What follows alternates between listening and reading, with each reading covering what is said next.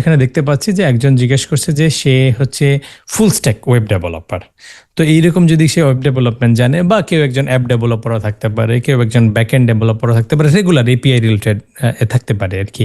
So এইরকম জিনিস যদি একটা মানুষ জানে, সেক্ষেত্রে সে যদি এআই এমএল এ সুইচ হইতে চায় আর কি, তো সেক্ষেত্রে সে কোনো অ্যাডভান্টেজ পাবে কিনা আর কি। ডেফিনেটলি পাবে। এবং এই অ্যাডভান্টেজটা নেওয়া উচিত। কারণ এখনকার যে সময়টা চলতেছে, আরেকজনকে হয়তো একটা মডেল নিয়ে হোস্ট করতে হলে তাকে ফুল স্ট্যাক বা এই ধরনের ডেভেলপমেন্ট তাকে শিখতে হবে। সো আপনি একটা যে কোনো প্রবলেম নিয়ে সেই রিলেটেড যে সলিউশনটা, যে মডেলটা দিতেছে, সেই মডেলটাকে হোস্ট করে এপিআই এক্সপোজ করে আপনি একটা প্রোডাক্ট লঞ্চ করে দেন, সেটাকে আপনি আপনার সিভিতে ওঠান। সো আপনি কিন্তু অলরেডি জার্নিটা স্টার্ট করে দিলেন। মানে আমি একটা জিনিস বারবারই যেটা রিপিট করতেছি সেটা হচ্ছে, যে কোনো একটা জিনিসে মাঠে নেমে যান। হ্যাঁ, আপনি আপনার ফ্রেন্ড সার্কেলে যারা আছে তাদেরকে ওই জিনিসটাকে ইউজ করতে দেন, ডেলিভার করেন। ওরা আপনাকে ফিডব্যাক দিয়ে আপনি আপনার যে পার্সোনাল যদি জব করে থেকে থাকেন বা স্টুডেন্ট থাকেন, এটাকে ইমপ্রুভ করার ট্রাই করেন।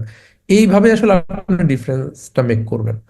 আপনি ডিফারেন্ট কোনো কিছু না করার মধ্যে দিয়ে কোনো ডিফারেন্স মেক করতে পারবেন।